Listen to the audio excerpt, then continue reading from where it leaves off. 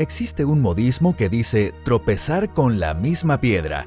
Esta expresión significa que una persona no aprende nada de sus propios errores y repite una y otra vez el mismo fracaso. Al parecer, es propio de la naturaleza humana repetir los errores una y otra vez, esperando milagros que van en contra de la lógica. Especialmente cuando se trata de ecosistemas complejos y frágiles, la civilización humana ha cometido numerosos errores. Como ejemplo, veamos el caso de los conejos en Australia y el de las mangostas en el Caribe y Hawái. En el primer caso, apenas 24 conejos, introducidos por el colono Thomas Austin, se multiplicaron hasta convertirse en millones y prácticamente devoraron los pastizales de Australia. Y en el segundo caso, aunque las mangostas fueron introducidas para eliminar a las ratas, no lograron erradicarlas y en su lugar casi exterminaron a las aves autóctonas y animales como las tortugas. ¿No habías oído antes esta historia? Entonces ya te la contaré en otra ocasión. Pero hoy toca otra historia distinta. Hola a todos. Hace unos 70 años, los cangrejos de río introducidos desde Norteamérica para consumo humano también parecían inofensivos a primera vista, pero terminaron provocando una situación muy similar. Bienvenidos a Pangea. A partir de ahora, como siempre, te lo explicaré paso a paso. ¡Vamos a empezar!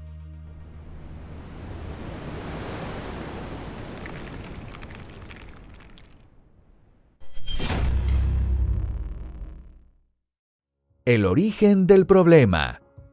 A comienzos del siglo XX se produjo una catástrofe local en las aguas de Escandinavia.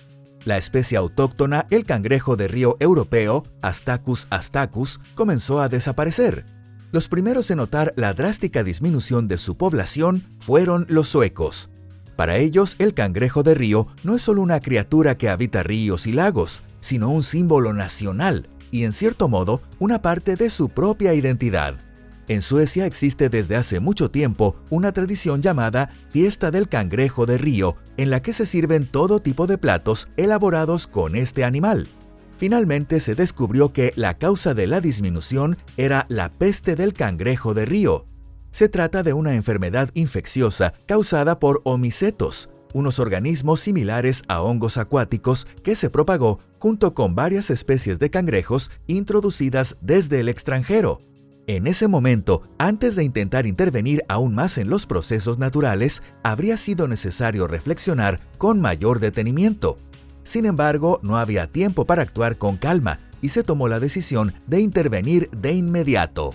Así fue como se decidió introducir el cangrejo de río norteamericano, Pasifastacus leniusculus, conocido como cangrejo señal, una elección que más tarde tendría consecuencias devastadoras. A diferencia del cangrejo autóctono, el cangrejo señal poseía inmunidad frente a la peste del cangrejo de río. Además, era ligeramente más grande que la especie local, crecía más rápido y tenía una gran capacidad reproductiva. Parecía el cangrejo de río perfecto. La invasión de los cangrejos de río. Los científicos, orgullosos y entusiasmados con su propia idea, liberaron los primeros grupos de cangrejo señal en ríos y lagos de varios países entre las décadas de 1960 y 1970. No fue hasta varias décadas después cuando se hizo evidente que aquello había sido un error enorme. Como en muchos otros casos de especies invasoras, el cangrejo señal también terminó escapando al control humano. Este cangrejo señal resultó ser mucho más agresivo que el cangrejo de río local, la especie autóctona. En poco tiempo se apoderó de los refugios que utilizaban los cangrejos locales y comenzó a reproducirse a un ritmo muy superior al de la especie nativa.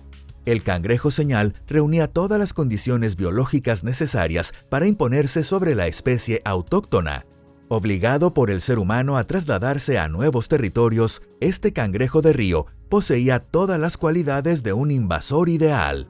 Para describir sus características como especie invasora, podría recurrirse a numerosos datos, pero basta con mencionar uno.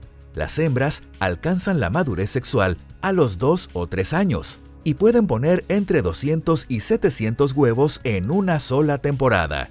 Además, al no existir depredadores naturales en las nuevas aguas, la tasa de supervivencia de sus crías era mucho mayor que la del cangrejo de río europeo.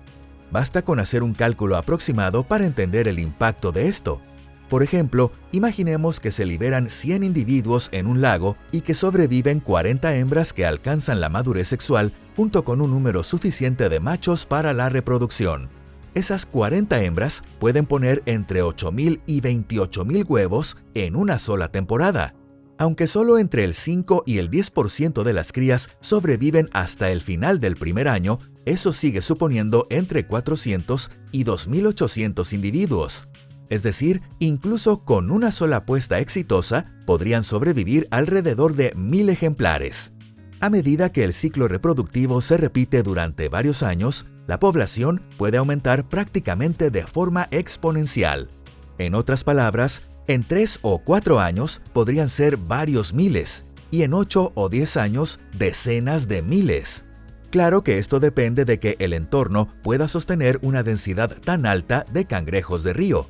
Precisamente este tipo de explosión demográfica se observó en varias masas de agua de Suecia y Finlandia durante las décadas de 1970 y 1980, tras la introducción inicial de la especie. Mientras tanto, el cangrejo de río europeo autóctono prácticamente desapareció. Los ejemplares locales fueron expulsados de sus madrigueras en las orillas o murieron a causa de la peste del cangrejo de río, traída por estos forasteros. ¿Crecimiento infinito?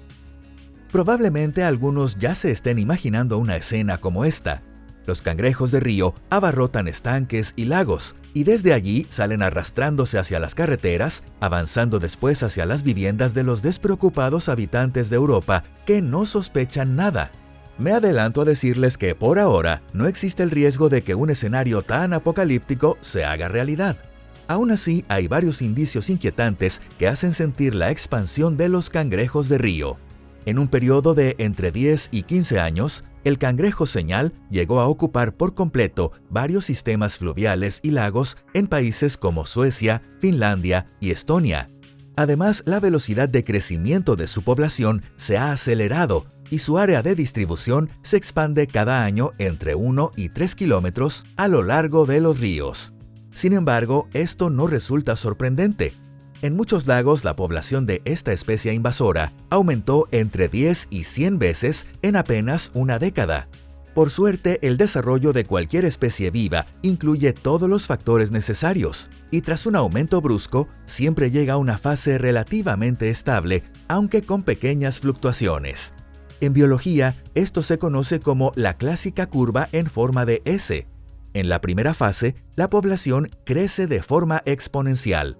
En la segunda fase, se produce una saturación debido a las limitaciones de alimento y espacio habitable. Y en la tercera fase, la población continúa fluctuando en torno a su valor máximo. En el caso del cangrejo señal, el crecimiento exponencial solo se dio en la primera fase. Los factores que limitaron su aumento posterior fue la escasez de refugios, la competencia dentro de la propia especie, incluido el canibalismo, los depredadores, las enfermedades y, por supuesto, la captura intensiva por parte del ser humano. Entonces, ¿cuál es el problema? Antes de responder a esta pregunta, hay algo que me gustaría añadir, y es que en un principio casi nadie consideraba que el aumento de la población de cangrejos de río invasores tuviera aspectos negativos. Al fin y al cabo, en los países escandinavos y bálticos, así como en el Reino Unido, el cangrejo de río ha sido durante mucho tiempo un plato tradicional muy popular. Por eso, al comienzo, el aumento de su población solo se percibía de manera positiva. Sin embargo, en el transcurso de la década siguiente, esa visión positiva sobre el crecimiento de los cangrejos señal cambió por completo y se volvió profundamente negativa. La razón de este cambio tan brusco fue que los cangrejos de río no destruían el ecosistema local de forma gradual, sino de manera repentina. Los cangrejos de río son omnívoros y se alimentan de todo tipo de organismos, como plantas acuáticas, huevos de peces, larvas de insectos y moluscos. Además, consumen estos recursos con gran rapidez y en grandes cantidades. Por ejemplo, un cangrejo adulto puede llegar a ingerir en un solo día una cantidad de alimento equivalente a aproximadamente al 6% de su propio peso corporal. Los efectos de este voraz apetito no tardaron en manifestarse de diversas formas. Se produjeron cambios como una rápida disminución de la biodiversidad, la desaparición de la vegetación que provocó el enturbiamiento del agua, la reducción de las poblaciones de peces, el grave deterioro de las zonas tradicionales de desove y la desaparición de invertebrados raros. Y la situación siguió agravándose hasta el punto de que los cangrejos de río comenzaron a dañar infraestructuras costeras como puentes, carreteras, diques y presas. Esto no es una exageración, sino un hecho respaldado por datos estadísticos. En realidad, para construir sus madrigueras, los cangrejos de río excavan agujeros de entre 0,5 y 1,5 metros de profundidad y crean galerías ramificadas en orillas de arcilla o arena. En este caso, la cantidad de cangrejos era tan elevada que miles de ellos habitaban en zonas limitadas a lo largo de la orilla, creando numerosos huecos que dejaban el terreno con una estructura similar a la de un queso tipo Roquefort. Como es de esperar, durante las inundaciones, este tipo de orillas se derrumba con facilidad. A medida que la erosión de las orillas avanza, en ocasiones pueden dañarse pequeños puentes o tuberías que cruzan los canales de agua. Incluso en los medios de comunicación suecos se publicaron artículos sobre puentes que colapsaron a causa de los cangrejos de río. También se han documentado casos similares en el Reino Unido. Por supuesto, esto está en cierta medida exagerado. Esto se debe a que el colapso de los puentes no fue causado únicamente por los cangrejos de río, sino también por lluvias intensas y el deterioro de las propias estructuras. Aún así, tampoco se puede culpar únicamente a la lluvia, ni mucho menos responsabilizar por completo a los encargados del mantenimiento de los puentes. Medidas de contención que fracasaron. Así, entre finales del siglo XX y comienzos del XXI, los países europeos afectados finalmente comprendieron en toda su magnitud la gravedad de los problemas causados por los cangrejos de río invasores. Al principio intentaron hacerles frente prohibiendo la captura de peces depredadores y controlando el traslado del cangrejo señal. Sin embargo, estas medidas en esencia de carácter legal no lograron ni restaurar la población del cangrejo de río europeo ni reducir la del cangrejo señal. Los esfuerzos por aumentar las capturas de cangrejo de río tampoco se convirtieron en una solución efectiva para frenar su expansión. En el Reino Unido se llevaron a cabo campañas especialmente intensivas para fomentar la captura masiva de cangrejos, acompañadas de ciertos incentivos comerciales y beneficios. Como resultado, tanto el volumen de capturas como la producción de productos derivados del cangrejo de río se multiplicaron varias veces. Sin embargo, ocurrió un fenómeno desconcertante. Al capturar ejemplares grandes, en ocasiones la población aumentaba de forma repentina. En realidad, los individuos de mayor tamaño tienen el hábito de alimentarse de los más pequeños. Por eso, al retirar los cangrejos grandes, aumentaba la biomasa de los juveniles. Este fenómeno se conoce como el efecto Hidra. También se crearon zonas de agua aisladas para proteger a la especie autóctona europea, es decir, reservas de cangrejo de río, pero no se observaron mejoras significativas. Por alguna razón, la peste del cangrejo de río también logró penetrar en estas áreas, y la tasa de mortalidad de las poblaciones dentro de las reservas alcanzó casi el 100%. Además, se probó una estrategia de manipulación del hábitat que consistía en modificar la forma de las orillas para reducir los refugios disponibles, pero al final no produjo ningún resultado. Incluso con una vigilancia estricta del traslado de cangrejos entre distintas masas de agua, los resultados fueron prácticamente inexistentes. También se realizaron campañas de concienciación dirigidas a la población sobre los riesgos de trasladar cangrejos de río a otros lagos o ríos, pero una vez más no tuvieron efecto. Estonia introduce anguilas. De este modo, prácticamente todas las medidas adoptadas para controlar a los cangrejos de río no lograron resultados destacables. Si bien en términos generales fue posible frenar en cierta medida el avance de las grandes poblaciones de la especie invasora, no se produjo un cambio fundamental. La lucha contra el cangrejo señal parecía haber llegado a un punto muerto, pero en muchos de los países afectados, los investigadores continuaron buscando una solución. Y el mayor éxito en este esfuerzo se alcanzó en Estonia. En este país, la presencia del cangrejo señal se confirmó bastante más tarde que en otros estados bálticos en 2008, pero fueron precisamente los investigadores estonios quienes, al parecer, dieron con la solución adecuada.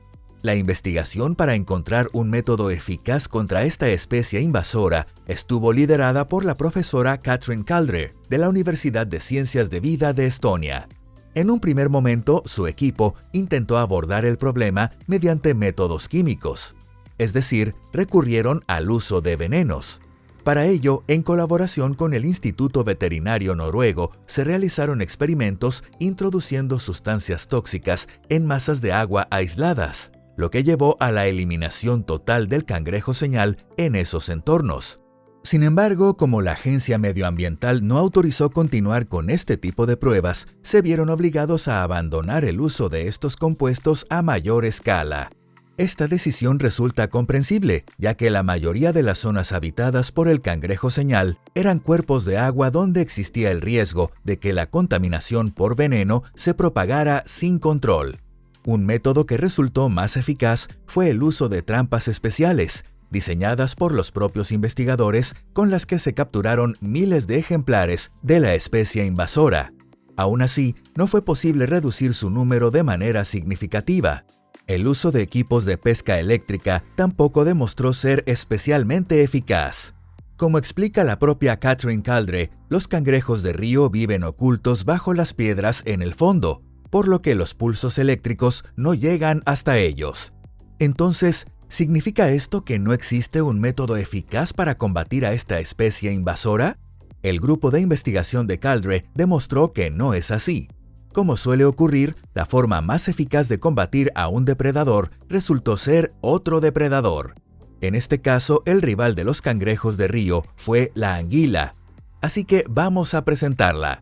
La anguila europea, uno de los depredadores naturales del cangrejo de río. Esta anguila es un depredador acuático flexible y de aspecto serpentino, capaz de introducirse incluso en las grietas más estrechas de las madrigueras de los cangrejos. Según los investigadores, sus preferencias alimenticias son sorprendentemente similares a las de los suecos, ya que su comida favorita son precisamente los cangrejos de río. Este pez, cuyo aspecto no resulta especialmente atractivo, consume aproximadamente un cangrejo de río cada 4 días. Sin embargo, ni siquiera su voraz apetito fue suficiente para reducir de forma significativa las enormes poblaciones de cangrejos. Los estudios han demostrado que, para lograrlo, sería necesario una densidad de al menos una anguila por cada 10 metros cuadrados. Según las estimaciones de los investigadores, para causar un impacto notable en la población de cangrejos, sería necesario liberar más de 1000 anguilas por hectárea en un cuerpo de agua. Entonces, ¿bastaría con aumentar el número de anguilas para resolver el problema? Lamentablemente, no es así. En realidad, las aguas europeas no albergan tantas anguilas. La anguila europea se encuentra en peligro de extinción, y su población se mantiene en gran medida mediante intervención humana. Por lo tanto, es necesario obtener anguilas de alguna fuente, es decir, comprarlas en grandes cantidades. Dado que la anguila es un producto muy valorado en Europa y Asia, su precio es bastante elevado. Lo que se introduce en las aguas son larvas o juveniles ligeramente desarrollados, conocidas como angulas. El precio de mercado de cada una de estas angulas se sitúa aproximadamente entre 0,5 y 2 euros. Esto significa que adquirir angulas para liberarlas en un lago supone un coste considerable. Además, como la tasa de supervivencia de estos juveniles no es del 100%, este método de control basado en depredadores resulta bastante costoso. Así, la introducción de anguilas es una medida cara, cuyos efectos no se perciben de inmediato y que requiere una inversión considerable. Por ello, en Estonia y Finlandia se decidió liberar anguilas únicamente en determinadas masas de agua experimentales de alto valor desde el punto de vista de la conservación. Como resultado, se observaron efectos bastante claros, y en algunas de estas zonas experimentales, la población de cangrejos señal disminuyó en un 40% tras la introducción de anguilas, especialmente entre los individuos juveniles. En conjunto, los resultados de estos experimentos fueron positivos. Sin embargo, debido al elevado coste del proyecto, por ahora no se prevé aplicar este método fuera de áreas experimentales concretas. Y los científicos todavía no han inventado una varita mágica capaz de eliminar de un solo golpe a todos los cangrejos de río invasores. La única opción que queda es combinar varias medidas, es decir, la liberación de anguilas, la captura masiva de cangrejos, el control estricto de su transporte, la creación de reservas de cangrejo de río y la eliminación de las condiciones que favorecen la formación de sus madrigueras. Los expertos esperan que, mediante esta estrategia combinada, con el tiempo disminuya la población de cangrejos invasores y se recupere el equilibrio del ecosistema local. Si te ha gustado el video de hoy, no olvides valorarlo y compartirlo con tus amigos. Muchas gracias por vernos. Nos vemos en el próximo video. ¡Hasta luego!